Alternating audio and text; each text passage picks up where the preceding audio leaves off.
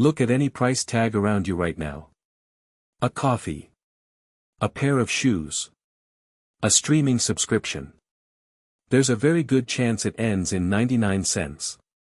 Not because that number is somehow the true cost of anything. Because it's aimed directly at a glitch in how your brain reads numbers, and here's the strange part, even now, knowing exactly what's happening, it's still going to work on you. Let's take this apart piece by piece, because the mechanism is more specific, and more stubborn, than most people realize. Start with something basic about how you read a number.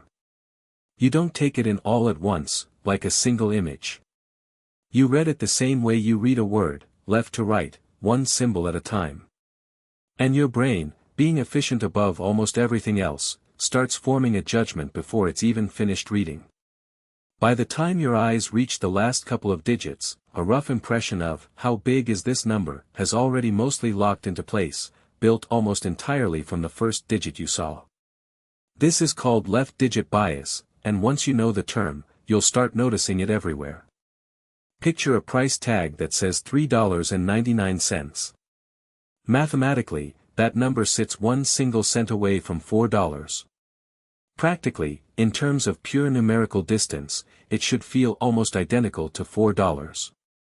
But it doesn't. Your brain has already filed it under $3, roughly, because the very first character it processed was a 3, and that first impression does most of the heavy lifting.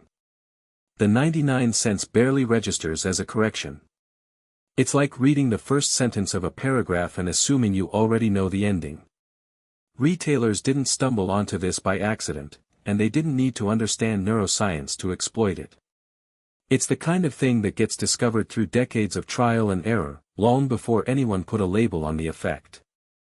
Store owners noticed, again and again, that a price of $3.99 consistently outsold a price of $4 even when the difference was 1 single cent, a difference so small it shouldn't rationally move anyone's decision at all. Once that pattern showed up reliably enough, it stopped being a curiosity and became a default setting across almost the entire economy. It's why software prices, restaurant menus, gas pumps, real estate listings, and airline tickets all lean on the same trick, sometimes down to fractions of a cent that no cash register could even physically produce. Here's a question worth sitting with for a second: if this works because of a shortcut in how your brain reads digits, shouldn't telling people about the shortcut make it stop working? You'd think so. It doesn't. Researchers have actually tested this directly, showing people the exact mechanism, explaining left digit bias in plain language, then measuring what happens next. And the effect barely moves. People who fully understand that 99-cent pricing is a manipulation tactic still, on average, perceive those prices as meaningfully cheaper than the rounder number 1 cent above them. This is the part that should genuinely surprise you. Most cognitive biases weaken, at least a little, once you're consciously aware of them. This one barely flinches. Which tells you something important: this isn't really a belief you're holding, something you could talk yourself out of with a good argument.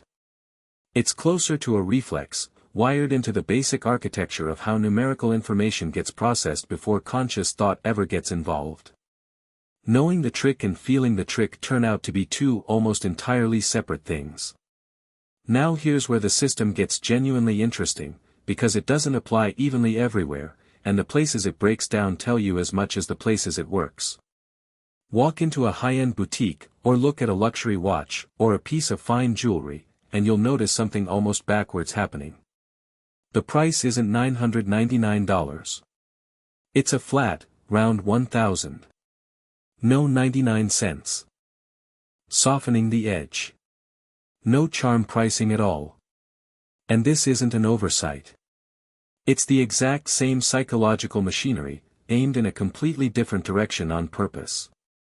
Charm pricing, the technical name for the 99-cent trick, works by signaling bargain.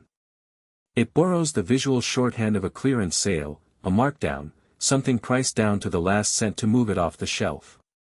That signal is exactly what a grocery store or a budget airline wants you to feel. But it's the last thing a luxury brand wants you to feel. A round number, by contrast, signals confidence. It says, this item doesn't need to shave off a cent to convince you. The price is the price, full stop, and that flatness itself becomes a kind of status marker. Precision and roundness are both speaking to the same part of your brain, they're just saying opposite things, cheap and efficient versus expensive and certain. So the mechanism was never really about the digit itself. It was about which emotional account that digit gets filed under. A 9 at the end of a price activates a specific, well-worn mental category: deal, discount, don't miss this. A perfectly round number activates a different one entirely: quality, confidence, this doesn't need convincing. Same brain, same numerical processing shortcuts, completely different outcome, because the framing around the number decides which shortcut gets triggered. There's one more twist worth knowing, because it explains why the effect is strongest in one very specific spot and weaker everywhere else. Left digit bias hits hardest exactly at the boundary where the first digit is about to change. $3.99 feels dramatically cheaper than 4, because the leading digit flips from a 3 to a 4. But $2.99 doesn't feel nearly as different from $2.50, even though that gap is actually larger in real terms, because the leading digit stays the same the whole way through. The bias isn't really about cents at all. It's about whether crossing that one extra penny would force your brain to update the first thing it noticed. Retailers who understand this precisely target prices to sit just under those digit boundaries, not randomly 9 cents under anything. So here's the bigger picture this leaves you with.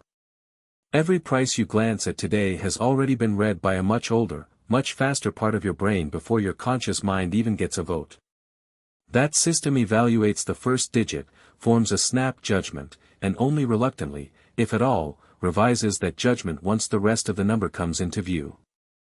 It's not a flaw exclusive to careless shoppers or people who are bad at math. It shows up in people who are excellent at math. It shows up in people who study this exact bias for a living. Understanding a shortcut in your own cognitive wiring doesn't disconnect the wiring.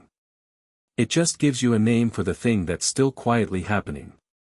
So go ahead, look at that price tag again. $3.99. $19.99. $499. You know exactly what's happening now. You understand the mechanism, the history, the boundary effect, even the way luxury brands flip the entire trick upside down on purpose. And it's still going to feel just a little bit cheaper than it actually is. Not because you're being fooled. Because reading a number, at the most basic level, was never something your brain does all at once. It reads left to right, forms its opinion early, and asks permission from the rest of the digits only after the decision's already been made.